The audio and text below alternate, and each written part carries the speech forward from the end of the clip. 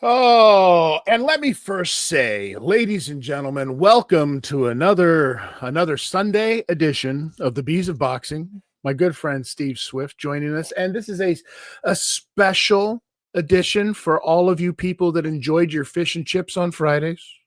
All of you people that called it a Good Friday. Today is the Easter Sunday. Tomorrow is Zombie Jesus Day.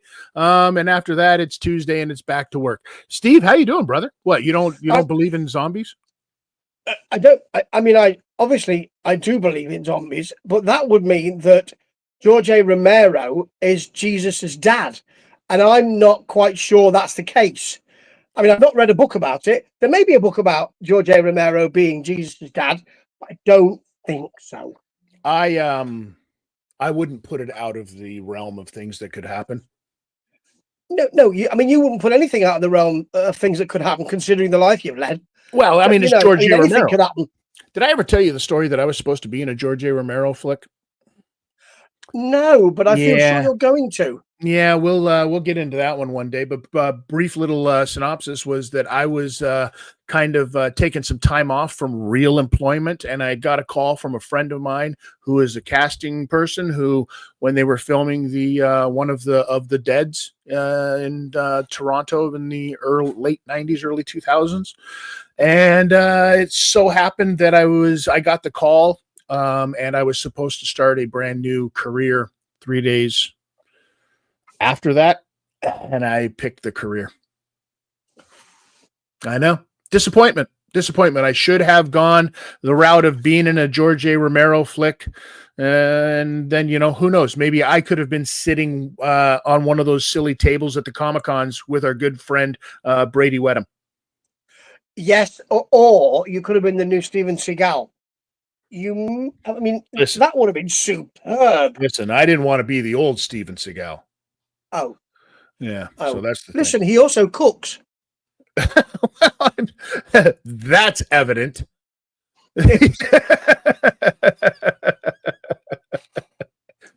I mean, come on now. Wow. Speaking of cooking, we've got, even though it is Easter weekend, we've got fights happening this weekend, which is fantastic. After we're done doing this, we're probably both going to end up going and watching in our own separate ways the Ben Whitaker fight that is going to be very, very exciting.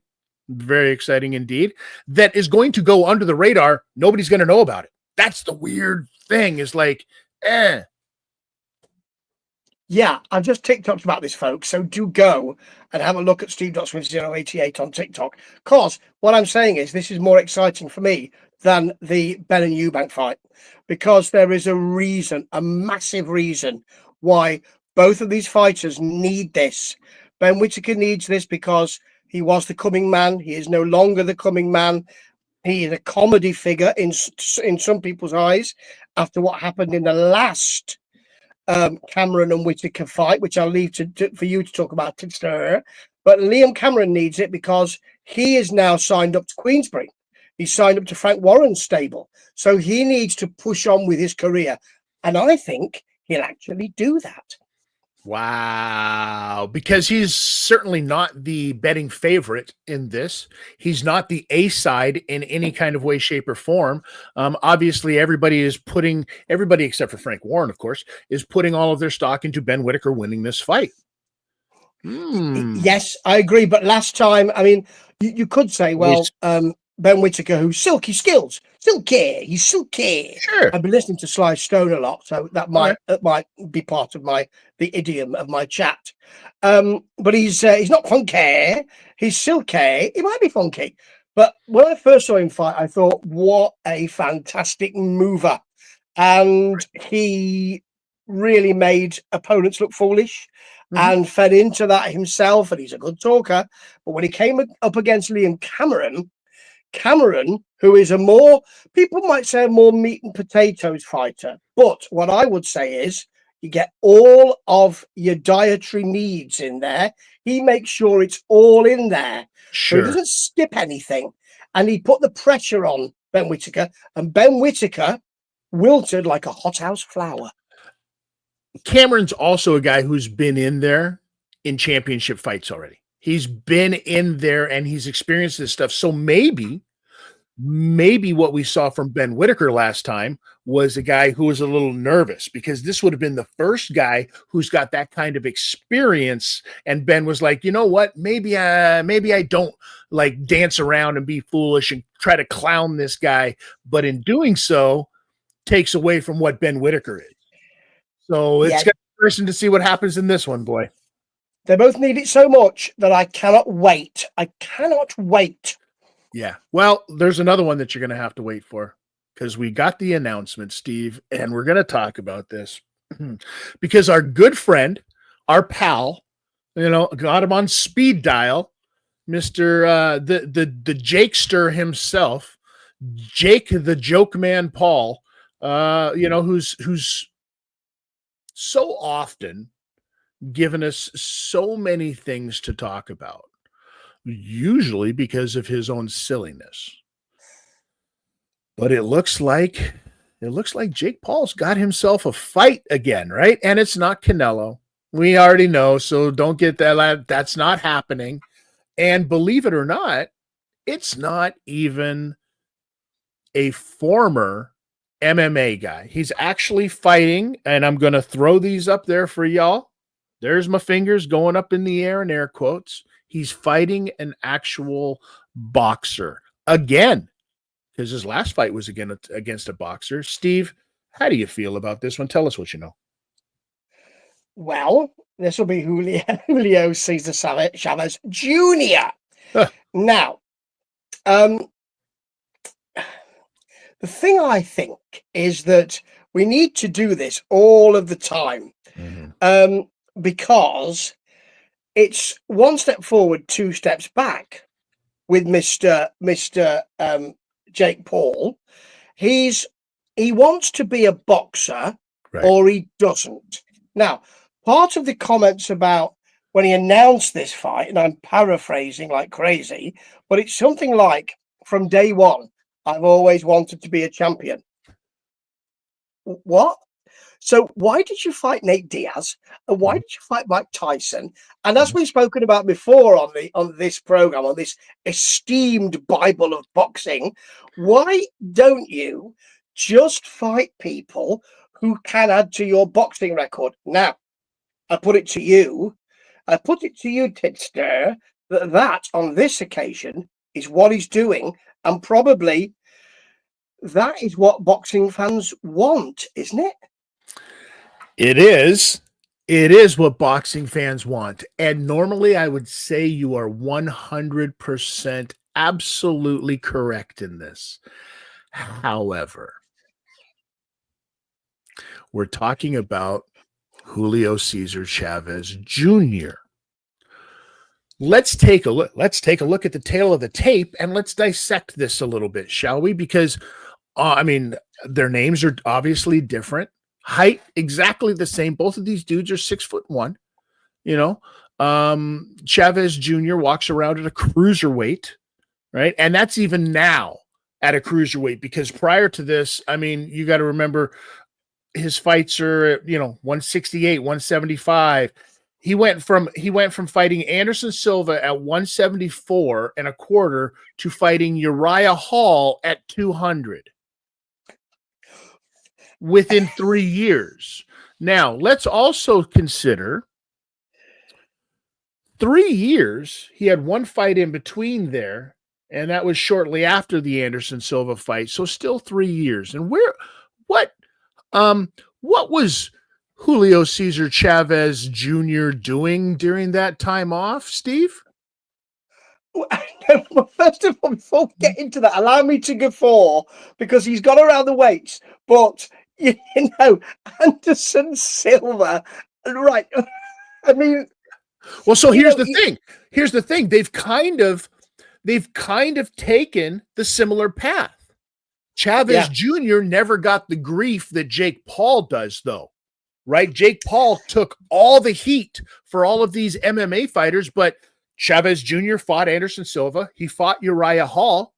Those two right there. relative and recent even. Yes, but remember, and I would have been much more interested if he fought Uriah Heep, all of them, one after the other.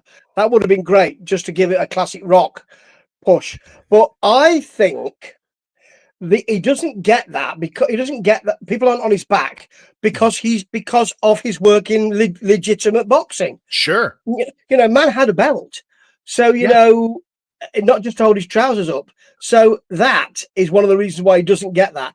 Has he, though, earned the right to become a semi-illegitimate boxer? Well, I mean, here's the other thing. Chavez Jr. has fought Canelo Alvarez. Jake Paul has not. Chavez Jr. has 54 knockouts, you know what I mean, of his 54 wins. However, in the last, 5 years, 6 years, his record is like 8-6. Yeah.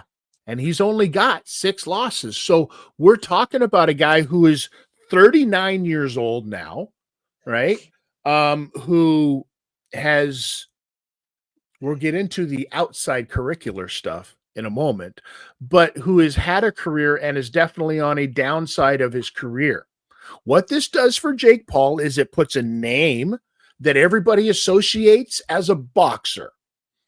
It puts a name that everybody thinks, because holy shit, Julio Cesar Chavez Jr. You mean he's the son of the great Julio Cesar Chavez, 89-0 Julio Cesar Chavez, the greatest fucking boxer of all time?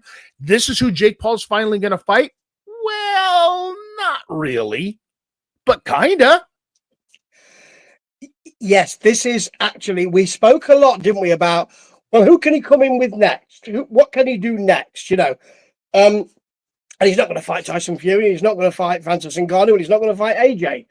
So the thing is, this is actually a really good move.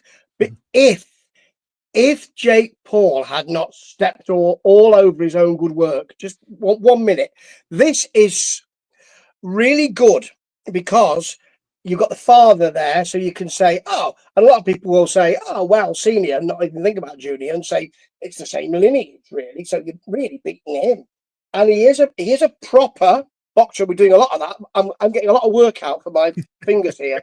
And so he's done that, but then he stepped on his own work, because in that same announcement article, well, I've read several, but one I read, I think if I remember rightly, he spoke about, I'm going to make your old man proud of you. Just paraphrasing. So, right, you can't. So what you're doing is you're looking past the junior to the senior, are you? We've all seen you do that now. You've stepped on your good work. You couldn't keep this zipped. Just say, we've done a great job here. This really legitimizes me as a boxer. Done. Yeah, and be done with it. But once again, the thing that always gets Jake Paul in trouble is his mouth. 100% has always been his mouth. Here's the other thing. Like, the statement for him to make that about Julio Cesar Chavez Sr. clearly is a dig at what Julio Cesar Chavez Jr. has been doing for the last 3-4 years of his life up until last year, recently, right? Do tell. Well, it would appear that it kind of, I don't know if it started with, but the thing that really got him was he got busted.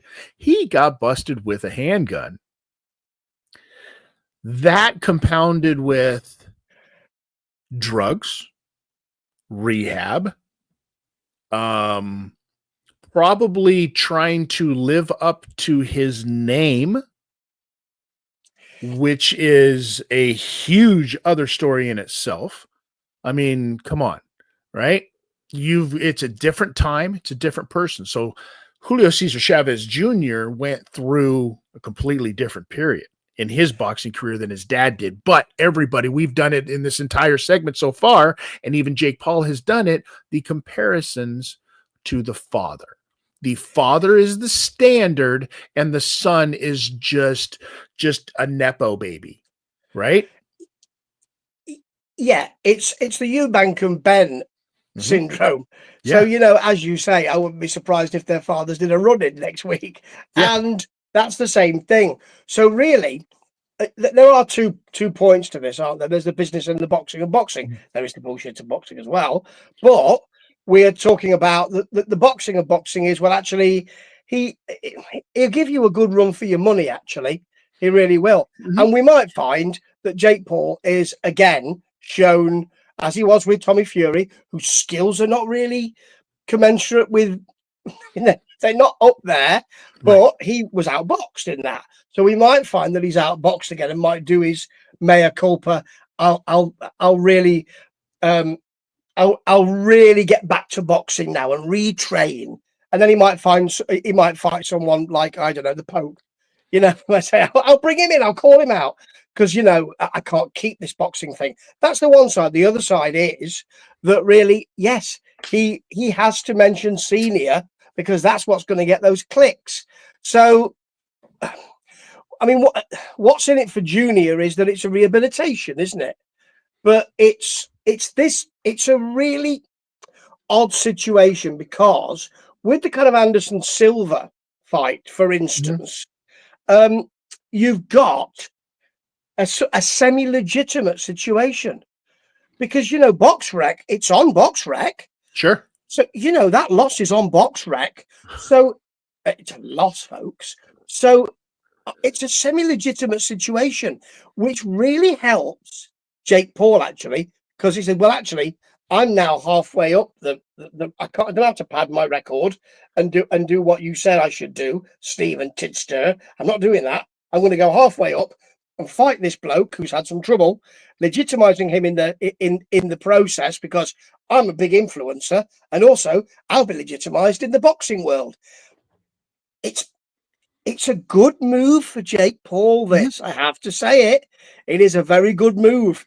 And my claim that influencer boxing, which I'm still sticking by, will be over by sort of January, February next year, is not looking as cast iron now. If people, I mean, KSI is another matter entirely, but if he can pick fighters in this respect and do those deals and know the fight game, and he must be being advised by some very savvy people, if he can do that, then he will probably, because people will want to say, okay, you're legitimate now. Well, he might, if he wins this, he might jump up the ranks. Well, if you look at this is the first start because Jake Paul has his company, MVP. Julio Cesar Chavez Jr. works for another promoter. That promoter, as much as we hate to say it, happens to be Golden Boy.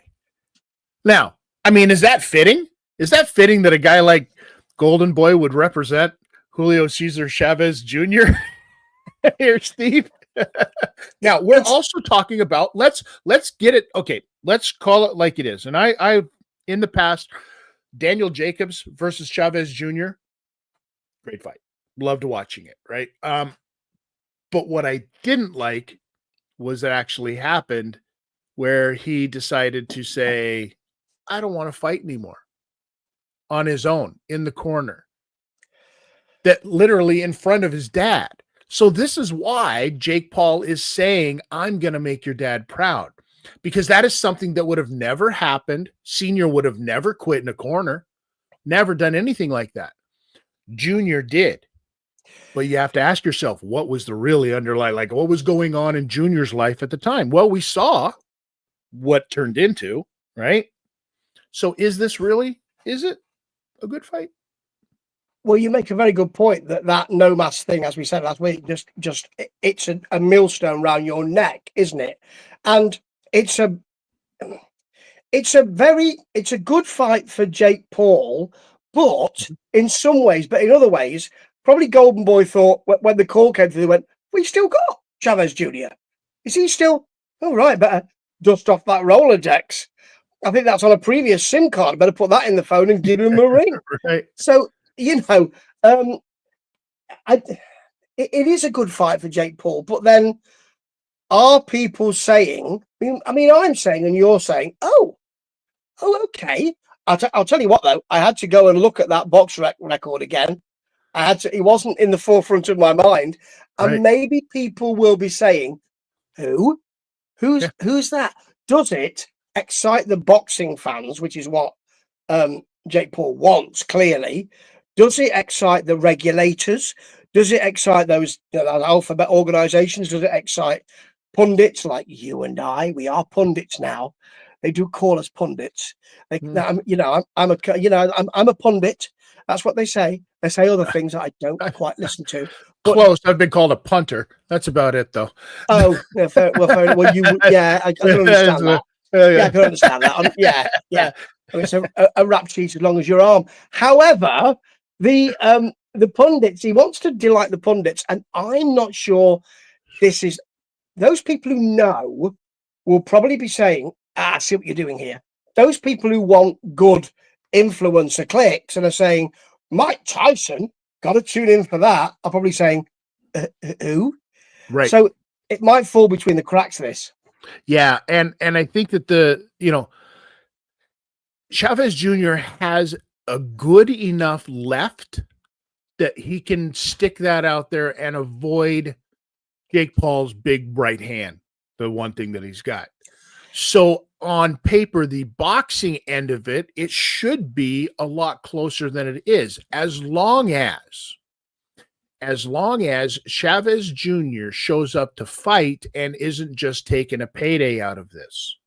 Now, we saw what happened with Anderson Silva, and the difference of Anderson Silva's fight with each one of these guys. And I'm telling you straight up, I'll say it. I'll look right into the camera. Jake, if you got a problem, roll up.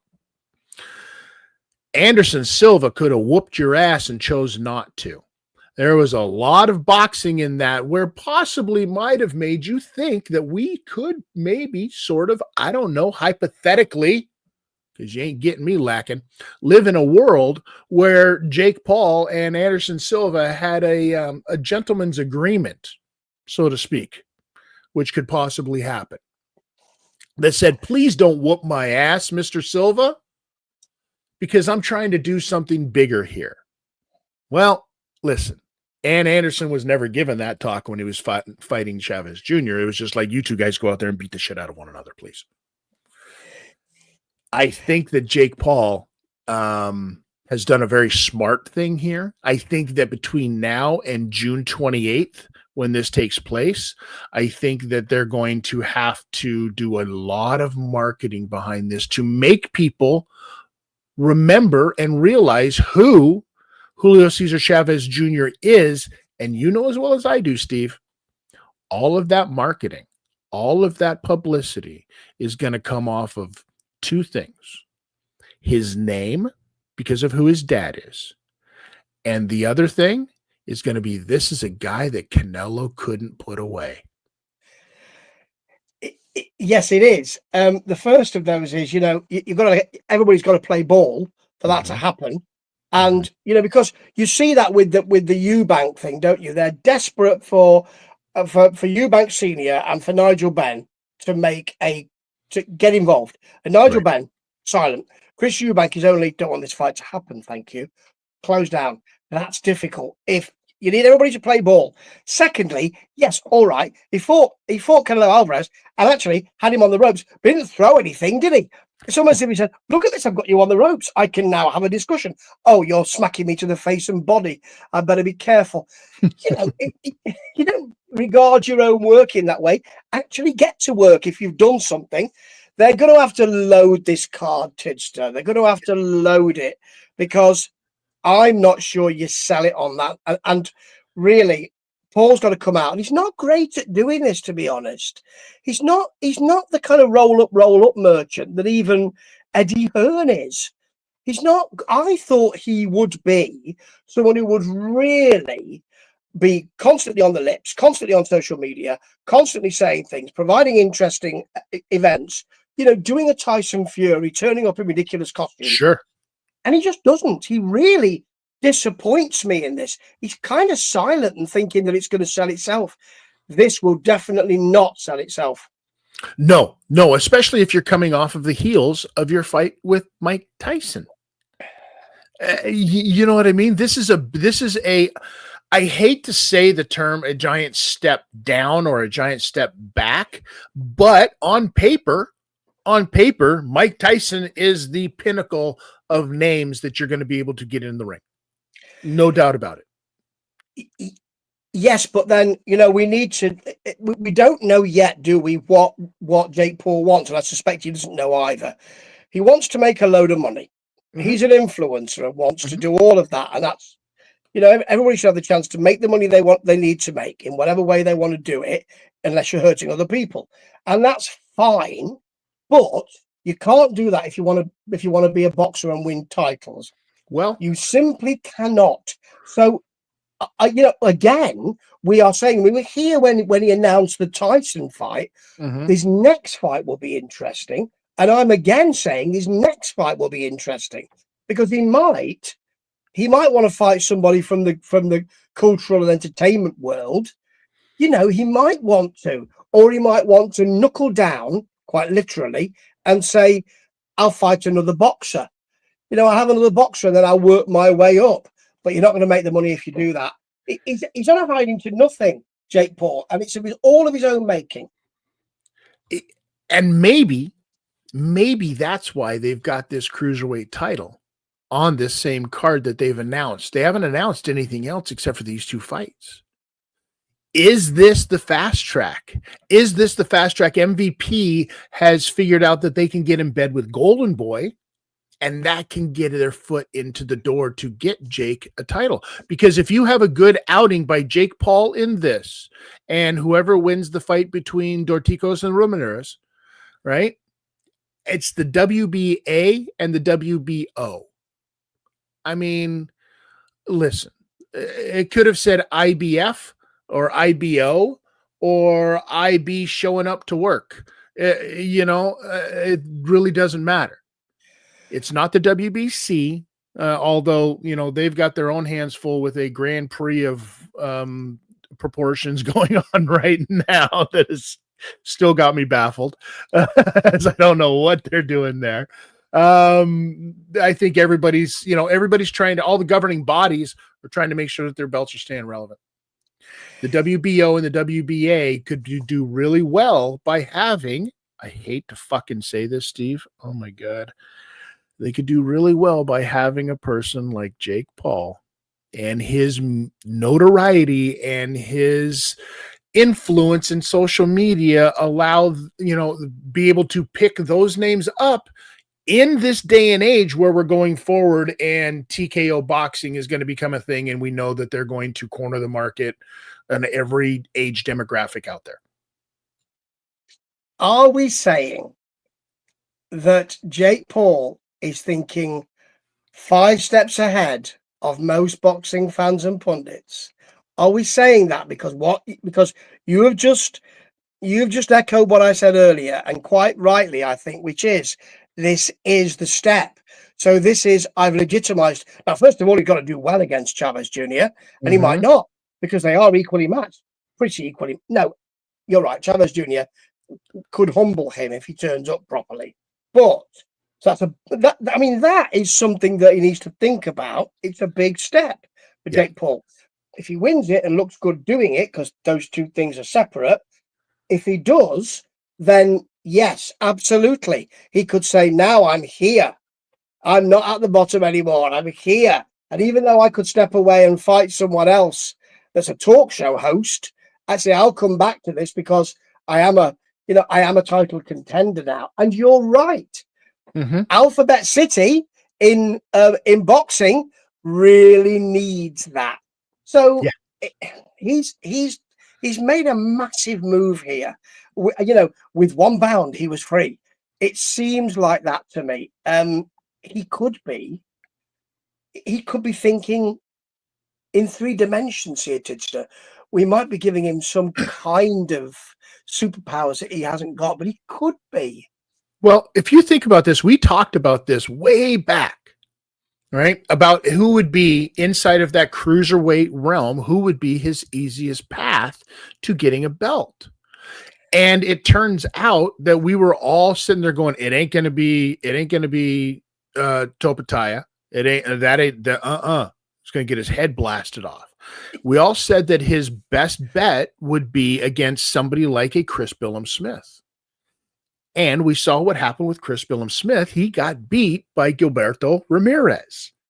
So the fact that you have a 47-1 Ramirez taking on a 27 and something Dorticos for this title on this same card could work out just perfectly, because I'm telling you right now, Jake Paul, I'd love to see a Jake Paul fight for a title against one of these two guys, right? It's a Cinderella story, isn't it? So, it's a Wild. modern day social media Cinderella story. And even if he fights Ramirez, let's say, and loses, he will still be he'll still be at that level. So he'll still be around, because he could say, I'm rededicating myself. I understand what I did wrong now.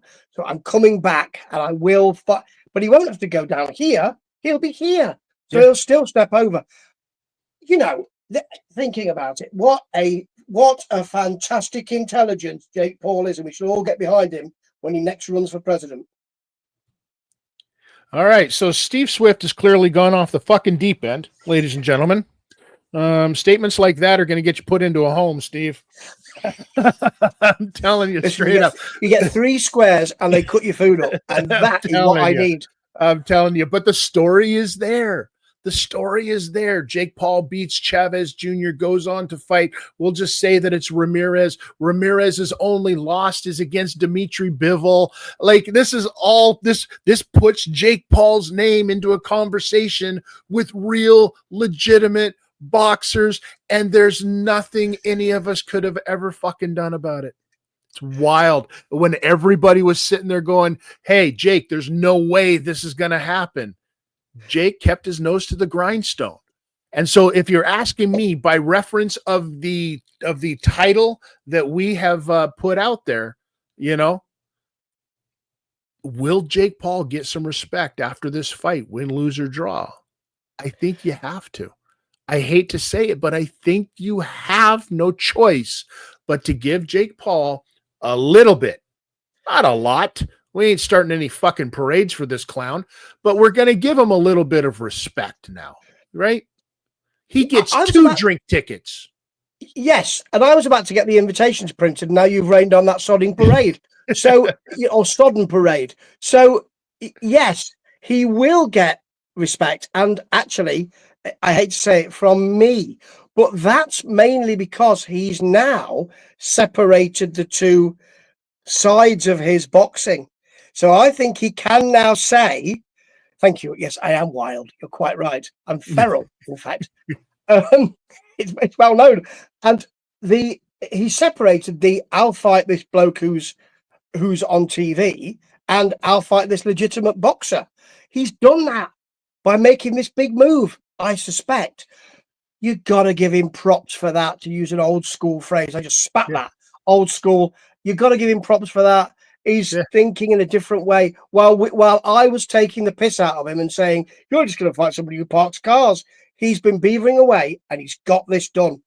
Yep. Well, you listen, but here's the thing that he'll never be. He'll never be a Charlie Z, ladies and gentlemen. This is the guy. Listen, Jake Paul versus Charlie Zelenoff. Come on, B. If Jake wins, he has earned the Charlie Z fight, and that is the truth. We're talking about a man who took it to Deontay Wilder, ladies and gentlemen. Charlie Zelenoff is the boxer's boxer. 30,000-0, I think, is his record. It is unbelievable. He beat Mike Tyson 7 times in one night. Charlie Z. He is such a phenomenal fighter. I mean, listen, clearly Jake Paul and everybody in the world is ducking Charlie Z right now. And Charlie Z, if I remember correctly, is probably ducking the law. And I don't mean this show. Yeah. Nobody ducks this show. They all tune in. If he does, it's planned out for him. You've put it together beautifully. You could be part of Jake Paul's team. You might be a spy in the camp. Who knows? But But you've put it together beautifully. That step is exactly right. He's done this marvelously. Not that I'm looking forward to this fight particularly. Yeah. And I do think that Chavez Jr., if he turns up, and he should, after all the make your dad proud of you stuff, he should stick that hand in his face, in Paul's face, all night and make him a bloody mess. Yes. And and Jake Paul, hard to give us those witty aphorisms when you're spitting out teeth, son. It could be like that. But even if it does, he'll have gone out on his shield, Tidster. And that's really important as well. I don't think he can lose here. My God, what am I saying? I don't think he can lose. It's wild. And he's confident enough. Think about this. He's confident enough that he didn't put himself on a fight with his showpiece. Right? The girls are on a different fight. Yeah. Amanda Serrano is not on this fight to save his ass on this. So he had to bring in guys who were fighting for a legitimate belt, guys who were fighting for a belt that he will be fighting for. This is chess. This motherfucker is playing 3D chess like he's with Captain Kirk, on the Starship Enterprise, and the rest of us are over here trying to figure out what Chinese checkers is. Yeah, I believe this. I think that he either has a fantastic understanding of the business of boxing, because this is pure business of boxing, or he's being well advised by a group of people who know exactly, who have got a deep knowledge of who needs what and how that can move on and how that can position you, and they're advising him beautifully. This is a masterful move, and I never thought I would say that before this program started. But here we are, Steve. Here we are in a matter of 37, less than 40 minutes. We've turned you around. Hell, we've turned ourselves around on this, right? And all we had to do was just kind of like map this out, talk it out, figure it out. And now here we are. We've done this. Unbelievable. I'm so into it. I might start a Prime franchise from my back room. I might have to now. Even though no one wants Prime anymore, I still believe in it. Well, by the time Prime is Prime, it'll be out of its prime. That's all I'm hearing. Right? All right, Steve.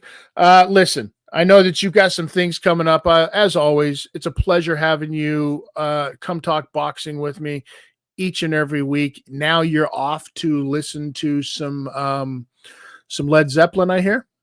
Yes, I'm going to go to a new rock club in the next town along from me called Holy Diver. Shout out for Ronnie James Dio. Shut up. Is it really called Holy Diver? It's called Holy Diver. Yeah, it's that's the name of the town? Holy Diver. Oh, the club is. Okay. Do they play a lot of Ronnie James Dio? Oh, it's a heavy rock and metal club. It's a new club that I haven't been to yet, and I have to, particularly as Ronnie James Dio is the best metal singer, bar none. And let's have a discussion about that. Fight me, come at me. Hey. So, yeah. You're not going to get a big argument from me on the Ronnie James Dio front, ladies and gentlemen, because listen, I love me all the way back to Rainbow. I love Ronnie James Dio, the man responsible for Rock Hands. I mean, how can you deny, anything about Ronnie James Dio, which didn't come from him, came from his grandma. Came from his grandma, little Hungarian woman or something like that, walking around cursing people, because I think that's what it's called. It's called the Maluk or something like that. Huh? Am I right, Steve? Yeah. I think I'm not sure it's a curse. I think it's to protect you. Okay. That's what curses do. They curse other people to protect yourself. Oh, I see. Yes. And apparently Dio ain't no Charlie Z. Yes. He ain't. No, he ain't. You know why? You know why? Charlie Z's still alive. Okay. That's what. I mean, that's a case. Yes. So I'm going to watch a Led Zeppelin tribute act into Led Zeppelin this evening, and let's see how they are. As I said to you earlier, if they don't play anything from Coda, I'll be mightily pissed off. Well, listen. It's nice. It's nice to know that you're going to go watch a bunch of middle-aged men cover a bunch of elderly men singing about the Lord of the Rings. All right. This is great. Will you be wearing your LARPing outfit when you go listen to this as well? I might put on a fringe leather jacket. Okay. Who knows? All And right. wear a bandana. I could do. I won't, ladies and gentlemen. But I mean, a White Snake T-shirt might be on there. David Coverdale sent it to me personally. I Really? want to say, me and Dave were like that. That's All me. right. That's me on top. Look, hello, Dave. Nice. All right. Big spoon. Not really, but there you go. So I'll be wearing that, even though it doesn't fit anymore. It always fits at least once. A half shirt is still half a shirt. Very true. Very true. It's riding up and I'm riding out. All right. All right. Steve, as always, they can go check you out, World Weary Guy 1 on his socials as well. On TikTok, he's going to be talking about all of this stuff, more boxing stuff. He's going to be talking about rock and roll, his adventures in the nightclub scene of jolly old England. And, you know, I'm going to be doing some stuff too as soon as I can get all of this other computer stuff figured out. I don't know. We might play some games. I might play. There's some wild ass games that I want to do on this channel. But yeah, we're going to figure this kind of stuff out. But now it's time to go watch some boxing, ladies and gentlemen. Enjoy the rest of your Sunday. Enjoy the rest of your long weekend. If you had the Friday off, cool. If you have the Monday off, even better. A 4-day week is what we're all after. But until then, Steve, it's always a pleasure. And remember one thing. Tuck your chin.